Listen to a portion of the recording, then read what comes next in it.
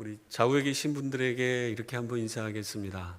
주님이 옆에 성도님을 이름을 부르시면서요, 주님이 집사님을 정말 사랑합니다. 이렇게 한번 인사하십시오. 네. 정말의 강조점을 두셔야 됩니다. 정말. 한 번 더 하실 때에는 저도 집사님을 주의 사랑으로 사랑합니다. 이렇게 한번 인사하십시오.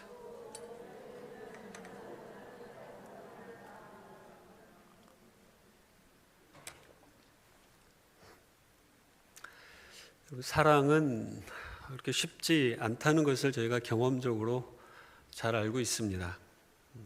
우리가 지금 사랑한다라고 고백하지만 연약한 우리를 통해 흘러가는 사랑이 완성되지 못한 채 우리의 의도와는 달리 또 다르게 왜곡되는 경우들이 참 많이 있기도 합니다. 너를 위해서 하는 말이야, 그런 말들을 우리가 종종 하지만 정작 그 이야기를 듣는 사람들은 그게 별로 위로도 되지 않고 그게 나를 사랑하는 것인지 헷갈릴 때가 참 많이 있죠. 너를 위한 거야 라고 하면서 무언가를 하지만 너를 위한 거야 라고 하는 나의 행동에 대해서 상대방이 그 진심을 제대로 받아주지 못할 때가 또 의외로 많이 있는 것입니다. 이런 일들을 보면서 저는 이런 생각들도 해보았습니다. 상처를 불러오는 사랑이 사랑으로 전달되어야 되는데 이 사랑이 제대로 전달되지 않을 때 도리어 상처를 남기는 경우들을 종종 목격하게 됩니다. 내가 누군가를 지금 사랑하고 있는데 내가 그 사람을 사랑하는 것 때문에 그 사람이 상처를 받는 경우들도 참 많이 있습니다. 내가 사랑하기 때문에 그 사람이 나의 사랑을 잘 받아줘서 사랑을 느낄 때가 있지만 또 한편으로는 내가 그 사람을 사랑하기 때문에 다른 사람이 그를 또 미워하게 되는 이러한 일들도 발생하기 때문에 내가 누군가를 사랑하는 것이 온전히 그 사람에게 사랑으로만 나타나지 않는 경우들이 있다는 것입니다. 성경에서도 이러한 예가 많이 있죠. 그 중에 대표적인 게 야곱은 요셉을 매우 사랑했습니다. 정말 그 12명의 아들, 물론 베냐민 이전에도 11번째 아들로 태어나서 다른 아내를 통해 난 아들들보다 훨씬 더 그를 사랑했습니다만 야곱이 요셉을 사랑하면 사랑할수록 그의 형제들은, 요셉의 형제들은 오히려 요셉을 향한 미움과 사랑이 더욱더 커져갔던 것이죠. 나는 사랑을 주지만 다른 경로를 통해서 내가 사랑하는 그 사람에게 다른 사람에 의한 시기와 질투로 인해서 고통을 받는 이러한 일들이 커졌기 때문입니다. 또 한편으로는 내가 사랑을 주었는데 다른 방향에서 나에게 상처가 몰려올 때가 있습니다. 내가 누군가를 사랑했는데 그 사람이 다른 누군가에 의해 상처를 받기도 하지만 내가 사랑을 했는데 그 사랑이 뭔가 다른 경로를 통해서 나에게 좋지 못한 일들, 어려움, 상처를 불러올 때가 있다는 것입니다. 평소에 신실했었던 한 부부셀 리더 가정이 이제 셀 가족들을 열심히 섬깁니다. 사랑하는 마음으로 잘 섬깁니다. 그런데 이제 셀 리더의 아내가 수줍음도 많고 그다음에 많은 사람들에게 쉽게 말을 잘 건네지 못하는 그러한 좀 약점이 있었습니다. 그래서 남편이 아내에게 조언을 해주는 거죠. 다른 집에 가거든 셀 모임을 할 때면 항상 작은 거이지만 그 작은 거 하나라도 찾아내서 그 사람을 칭찬하고 그 다음에 그 말을 통해서 대화를 이어가고 셀 모임을 또 나눔을 할 수 있도록 했으면 좋겠다. 남편의 이러한 지혜로운 조언을 받아서 이제 아내가 실행을 하는 겁니다. 그러다가 어느 날 그 셀 가족 가운데에 아주 어렵게 형편이 어려운 가정을 방문하고 또 그 현장에서 셀 모임을 갖게 될 때 이 아내가 계속 생각하는 거예요. 어떻게 하면 이 가정을 위로하고 격려하고 힘을 불어 넣어줄 수 있을까?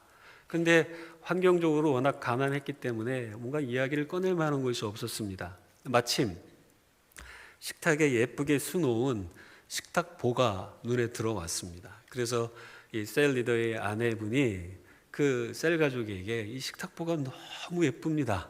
어쩜 이렇게 술을 예쁘게 놓아서 이렇게 예쁘게 식탁 위에 펼쳐 놓을 수 있습니까? 식탁보로 사용할 수 있습니까? 성도님이 만드신 거예요? 뭐 이렇게 물어보면서 격려를 하고 칭찬을 했습니다. 그리고 집으로 돌아왔습니다. 그리고 며칠 뒤에 집에 택배가 하나 도착했는데 택배를 열어보니까 그 안에 자신이 칭찬했었던 식탁보가 깨끗하게 빨아서 깔끔하게 대림질까지 해서 예쁘게 그 안에 들어있는 겁니다. 여러분이라면 어떤 마음이 드시겠습니까? 미안한 마음도 있고 너무 고마운 마음도 들고 격려를 했더니만 이분이 그 소중한 건데 그 소중한 거를 나에게 주는 그 모습 속에서 감사도 넘치고 너무 기쁘고 그분의 따뜻한 마음이 마음 한쪽에 밀려 들어오는 그러한 순간이었던 것입니다. 근데 여러분 우리 교회 쓸 이야기 하는 게 아닌데 지금 여러분 너무 진지하게 듣고 계셔서 제가 갑자기 긴장이 되는데요. 예화입니다. 예화. 네. 근데 며칠 뒤에 이상한 이야기가 자꾸 들려오는 겁니다. 어떤 이야기가 들려오냐면 그 집에 남아있는 거라고는 그거 하나밖에 없는데 그것까지 뺏어갔단 말이야. 그것까지. 이러한 말들이 들려왔던 것이죠. 여러분 이러한 일들이 실제 우리 일상 가운데 많이 있습니다. 내 의도와는 달리 나는 선한 의도로 했는데 그 사람이 선한 의도로 받아줬는데 제3자가 내 마음을 모르는 제3자가 이러쿵 저러쿵 이야기하면서 오히려 서로 간에는 문제가 없었던 그 사람들의 마음속에 오히려 아픔과 상처를 남겨주는 그러한 경우들이 참 많이 있다는 것입니다. 그래서 사랑이 참 어렵다라는 생각이 들 때가 있습니다. 그리고 관계 속에서 나누는 그러한 우정이 쉽지 않다라는 것을 많이 느끼게 됩니다. 친구란 과연 무엇이 있습니까? 우정을 나누고 그 우정을 꽃피우는 관계인 친구. 예전에 그 아리스토텔레스의 이야기를 드라마 대사로 이렇게 옮겨가지고 유명해졌던 대사가 하나 있습니다. 친구의 정의에 대해서 드라마 빈센조에서 그 주인공이 이러한 말로 친구를 정의를 했습니다. 두 개의 몸에 깃든 하나의 영혼. 멋있죠, 여러분? 별로 감흥이 없으신데, 그런데 영국의 한 출판사가 상금을 걸고 친구의 정의를 한번 내려보라 해갖고 가장 잘 정의한 그 사람에게 상금을 주기로 하면서 대회를 개최했다고 합니다. 그때 최고의 상을 수상한 친구에 대한 정의는 이렇게 내려졌습니다. 온 세상이 나가버릴 때, 온 세상이 내 안에서 나가버릴 때 안으로 들어오는 사람, 온 세상이 나갈 때 안으로 들어오는 사람. 그러니까 세상이 나를 버릴지라도 나를 끝까지 버리지 않고 나와 함께 있어주는 사람, 이러한 식의 정의를 내리는 사람이 큰 상금을 받았다고 합니다. 여러분은 좋은 친구를 가지고 계십니까? 믿음의 친구가 있습니까? 이 친구를 통해서 선한 우정과 사랑을 꽃피우고 있습니까? 여러분의 셀 공동체 안에서 여러분은 이러한 믿음의 우정, 사랑의 우정들을 잘 나누고 있습니까?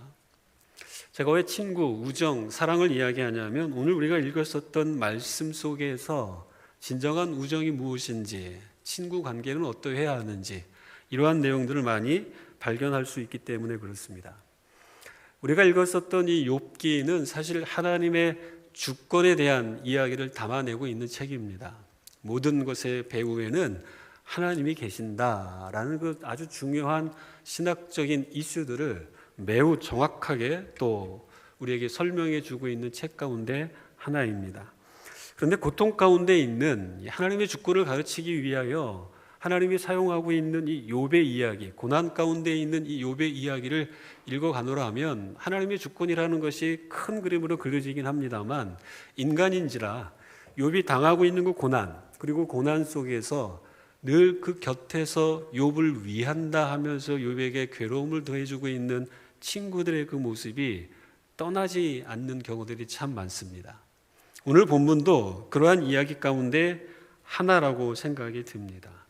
지금 욥은 고난을 당하고 있습니다. 그런데 이 고난당한 욥을 향하여 3명의 친구들이 3번에 걸쳐서 계속 욥과 논쟁을 하는 그 이야기가 욥기 4장부터 26장에 걸쳐서 펼쳐지고 있습니다. 그 가운데 세 친구 엘리바스, 빌닷, 소발이라고 하는 이 세 친구가 있는데, 엘리바스라고 하는 이 친구가 욥과 첫 번째 논쟁을 하고 있는 장면이, 그 내용 가운데 일부분이 우리가 오늘 읽었었던 본문의 이야기이기도 합니다.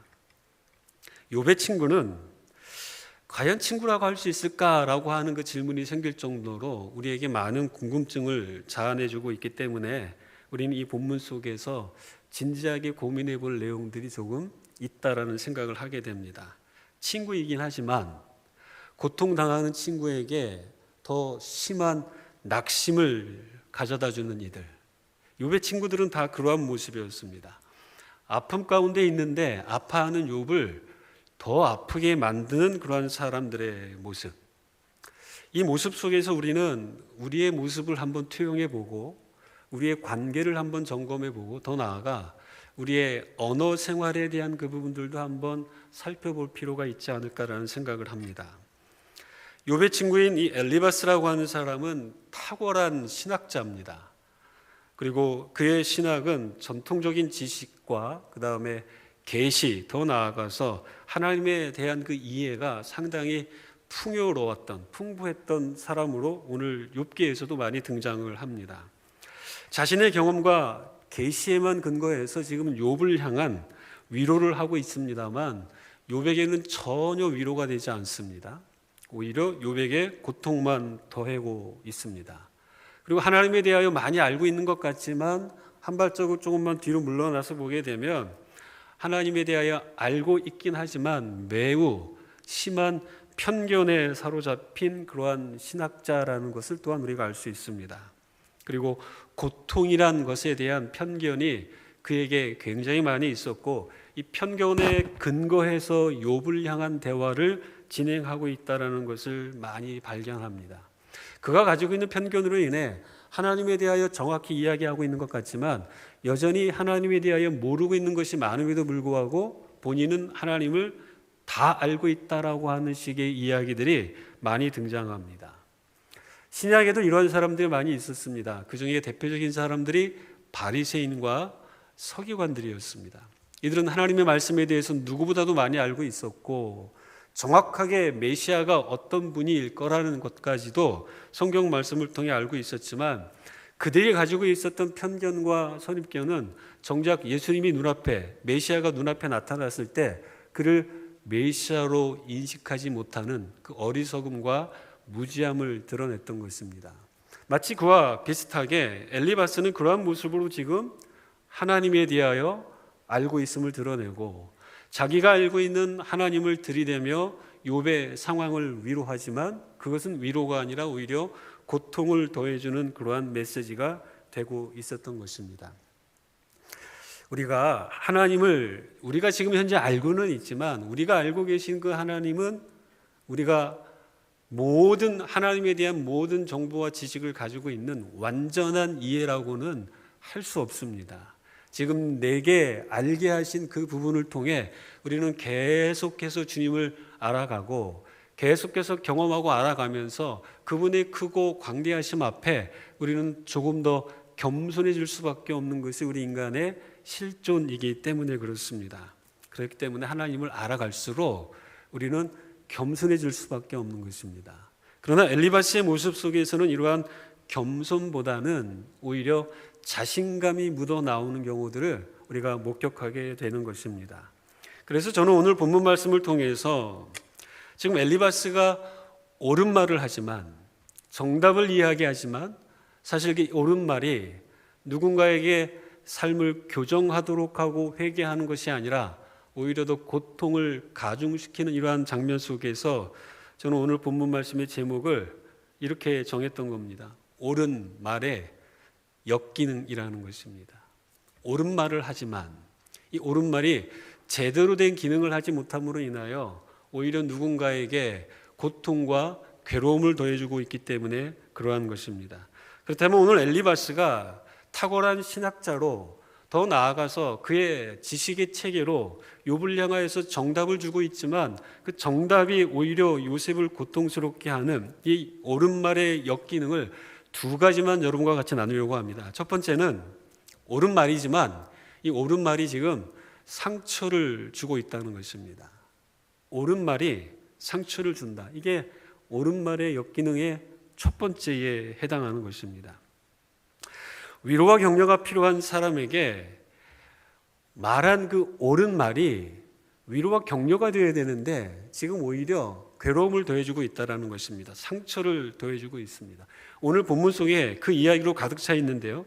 몇 가지만 제가 여러분과 같이 나누려고 하는데, 여러분 이 엘리바스는 아까 말씀드린 대로 신학적으로 보면 신정론이라는 것이 있습니다. 하나님은 왜 악을 허용하시는가?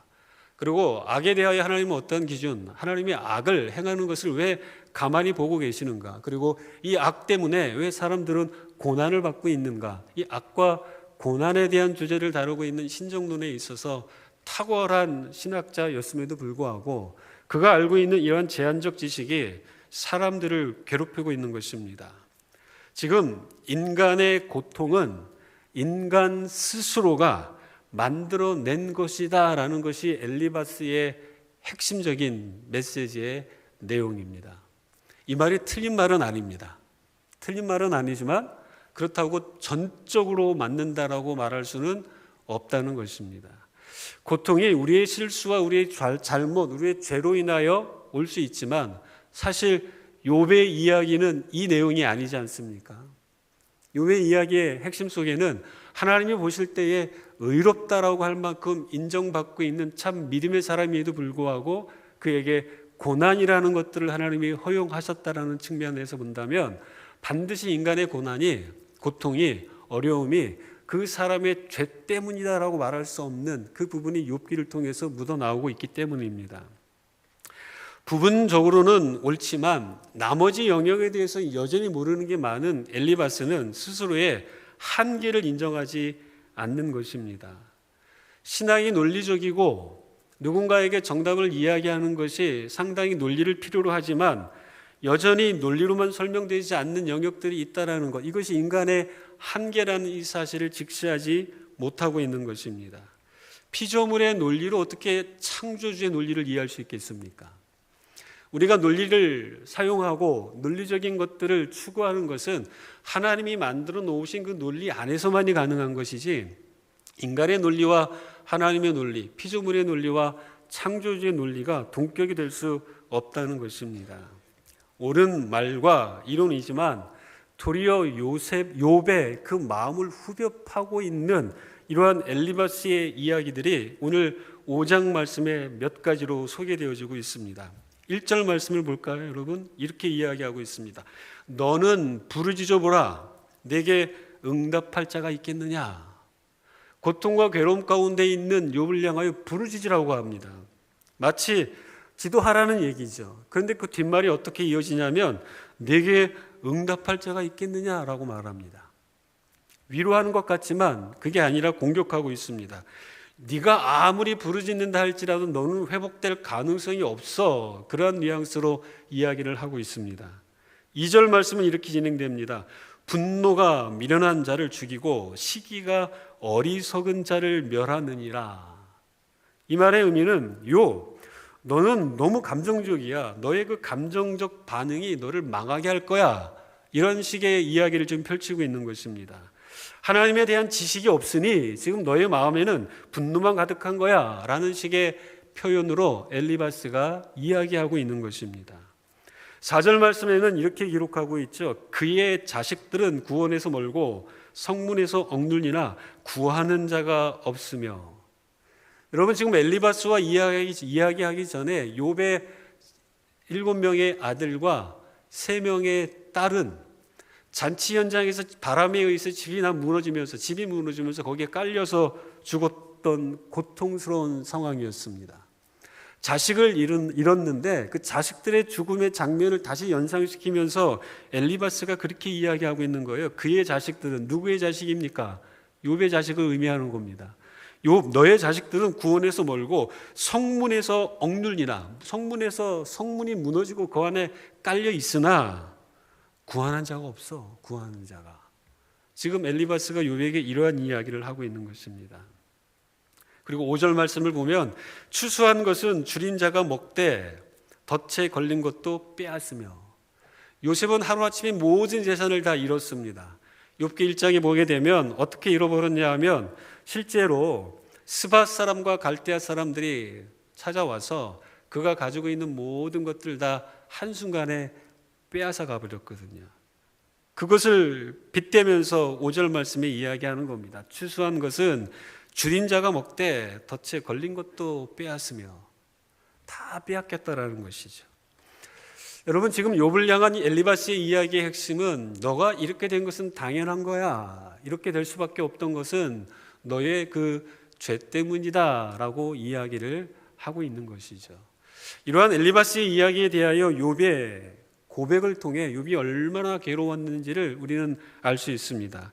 오늘 본문 말씀은 아니지만 5장을 넘어 6장에 가면 엘리바스의 이야기를 들은 욥이 이러한 고백을 하게 됩니다. 25절 말씀에 이렇게 고백합니다. 옳은 말이, 지금 너가 하는 그 옳은 말이 어찌 그리 고통스러운고 너의 책망은 무엇을 책망하느냐. 엘리바스의 옳은 말이 옳은 것 같긴 한데 그 말이 나를 너무 고통스럽게 한다고 고백을 하고 있습니다. 어느 정도냐면 27절에서 계속 이어지는데 너희는 고아를 제비 뽑으며 너희 친구를 팔아 넘기는구나. 나는 너희에게 있어서 친구가 아니구나 라는 그러한 쓴 마음을 담아서 고백을 하고 있는 것입니다. 사랑하는 성도 여러분, 옳은 말을 하고 있습니다. 그렇다면 그 옳은 말을 통하여서 상대방이 교정이 되어야 될 텐데 교정이 아니라 지금 더 큰 상처를 주고 있습니다. 성경에 보면 옳은 말을 했을 때에 또 그 옳은 말에 마음이 찔려서 회개하고 돌아오면 괜찮을 텐데 회개하지 않고 오히려 자신에게 옳은 말을 하고 있기 때문에 그 찔림을 근거로 그를 죽여버리는 이러한 일도 있습니다. 스데반 사건이 바로 이러한 이야기의 또 예라고도 할 수 있겠죠. 여러분, 내가 옳은 말을 하면은 상대방이 그 옳은 말을 정답으로 받아들이고 내가 제시한 그 정답대로 움직여주면 좋을 텐데 관계가 그렇지 않다라는 것입니다. 사랑이 그렇지 않다라는 겁니다. 옳은 말이 상처를 주는 것을 우리는 늘 주의해야 한다는 것입니다. 사람을 변화시키고 사람을 회복시키고 사람을 격려하고 사람을 위로하는 것은 내가 말한 옳은 말, 정답 때문이 아니라 그의 마음 중심에 내가 들어가 그의 고통을 나의 고통으로 끌어안고 그의 아픔을 나의 아픔으로 끌어안는 공감이 있을 때 그 감동에 의해서 사람이 변화되고 바뀐다는 것이죠.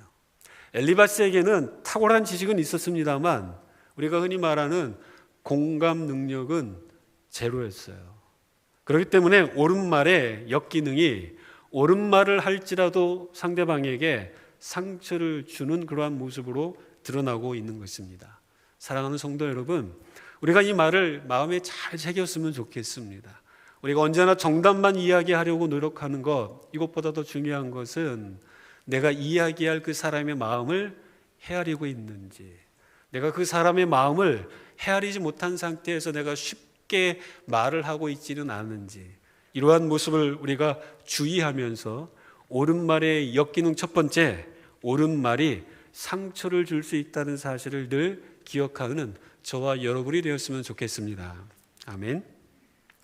또 옳은 말의 역기능 두 번째는 옳은 말이 폭력이 된다는 것입니다. 여러분, 우리는 말의 폭력 시대에 살아가고 있지 않나요? 여러분, 말을 거칠게 하고 말을 통한 폭력을 하게 되면 실제적으로 이 말의 폭력은 행동으로 이어지는 것들을 보게 됩니다. 여러분, 싸울 때 보면 대부분 말로 싸우지 않나요? 그 말로 싸우다가 맨 극단으로 치닫을 때 항상 우리는 민증을 까지 않습니까? 너 몇 살이야? 결국 거기까지 가요. 거기서 이제 선을 넘게 되면 이제 멱살 잡고 서로 치고받고 싸우게 되는 겁니다.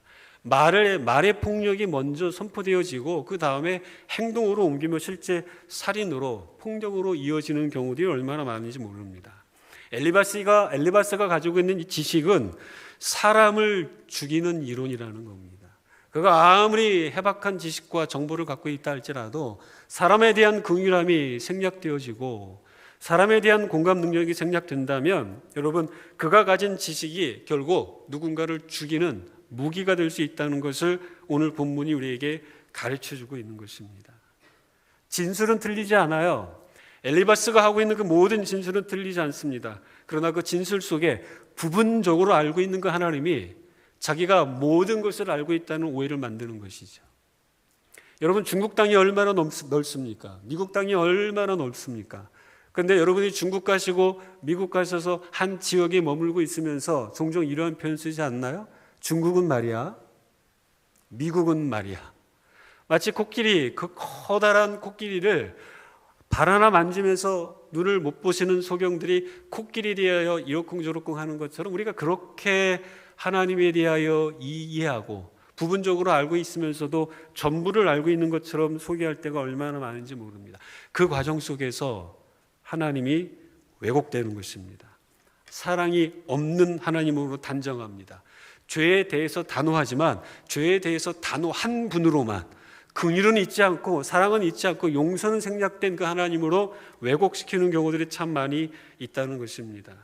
죄 때문에 고난이 올 수 있습니다. 그러나 하나님은 그 고난을 통해 그 사람을 세우고 그 사람을 회복시키고 그 사람으로 하여금 하나님의 그 깊고 큰 사랑의 은혜를 더욱더 누리도록 하기 위한 섭리가 있는 것인데, 단지 죄 때문에 고난을 당하는 것이라고만 한정짓고 있기 때문에 고통 가운데 있는 사람을 위로하지 못하고 오히려 하나님에 대한 편견과 오해를 전염시키고 있는 엘리바스의 모습이 등장한다는 것입니다. 사랑하는 성도 여러분, 내가 하는 그 옳은 말과 진술이 폭력이 되어서는 안 됩니다. 내가 하는 말이 내가 하는 그 옳은 말이 누군가를 공격하는 무기가 되거나 누군가를 정죄하는 판결봉이 되도록 해서는 안 된다는 것입니다. 내가 생각하기에 옳은 말이라 할지라도 내가 옳다고 하는 것이 하나님 앞에서 반드시 옳으리라는 보장을 누가 할 수 있겠습니까? 피조물인 우리 한계 안에서 말입니다. 사랑하는 성도 여러분, 그렇기 때문에 우리는 고통 속에 있는 자에게 그 고통의 원인과 이유에 대해서 쉽게 이야기하거나 쉽게 설명하거나 그를 설득하면서 어떤 정답을 이야기하려는 서투른 이러한 모습들을 조심해야 될 필요가 있다는 것입니다. 여러분, 지금 고통 속에 있는 욥을 향하여서 공감 능력이 떨어진 엘리바스가 8절 말씀에서 이렇게 이야기하고 있습니다. 우리 8절 말씀을 한 번 더 읽어볼까요? 8절 말씀을 읽겠습니다. 시작. 나라면 하나님을 찾겠고 내 일을 하나님께 의탁하리라. 우리가 이런 말 많이 하지 않습니까? 나라면 말이야, 라떼는 이런 것도 여기에 해당이 됩니다. 내가 정답인 것처럼 나라면 그렇게 안 할 거야. 나라면 이게 옳은 거야. 이게 옳은 것. 여러분, 지금 엘리바스가 그 이야기를 하고 있습니다. 나라면 하나님을 찾겠고 내 일을 하나님께 의탁하리라. 그런데 여러분, 이렇게 말하고 있는 엘리바스가 1절 말씀에서 어떻게 이야기했는지 아시지 않습니까? 너는 부르짖어 보라. 내게 응답할 자가 누가 있겠느냐. 모순 아닐까요, 여러분?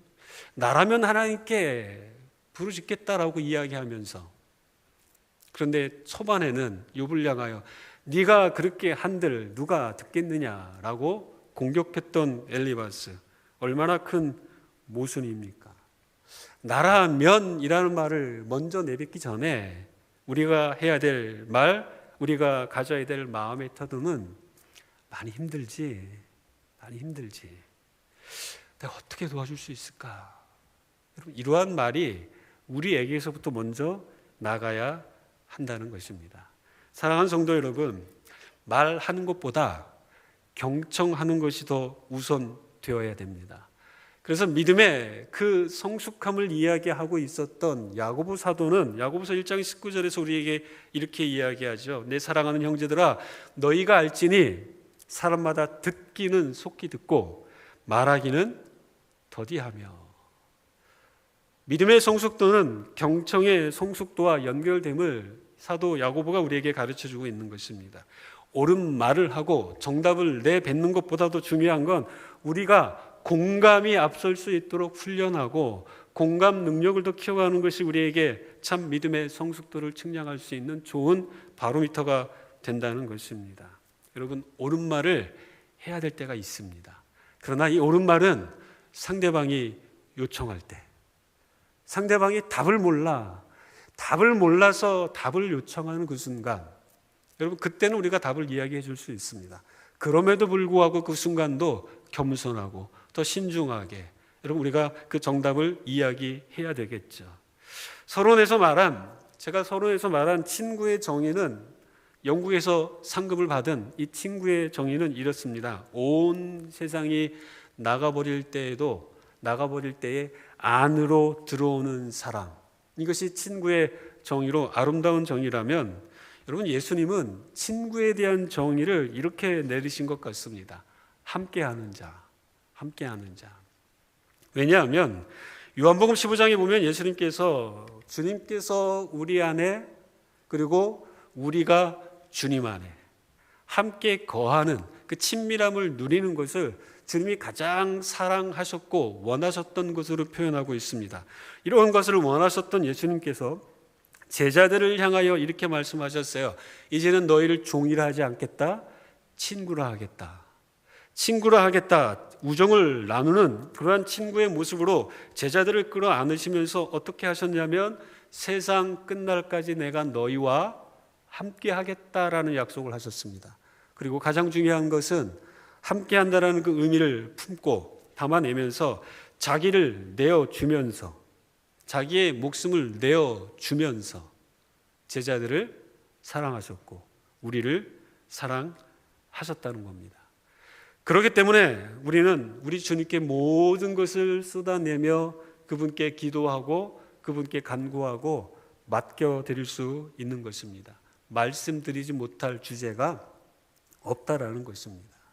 사랑하는 성도 여러분, 지금 여러분의 그 지식과 여러분의 말, 이것은 사람을 세우고 있습니까? 아니면 사람을 무너뜨리고 있습니까? 위로와 격려를 흘려보내는 말과 행동과 섬김이 있습니까? 아니면 누군가에게 더욱더 괴로움을 더해주는 그러한 말과 행동으로 이어지고 있습니까? 하나님에 대한 믿음과 신뢰를 더해줄 수 있어야지, 하나님에 대한 믿음과 신뢰를 송두리째 흔들어버리며 그를 실족해 하는 사람으로 살아가서는 안 된다는 것이죠. 힘겨운 현실의 삶과 영원한 미래에 대하여 소망을 줄 수 있는 사람, 그러한 사람으로 정답만 단지 주는 것이 아니라 그를 끌어안고 그를 위로하고 격려하며 그의 아픔의 자리에 함께 아파할 줄 아는 탁월한 공감 능력을 가진 하나님의 성도들이 되어야 되지 않겠습니까?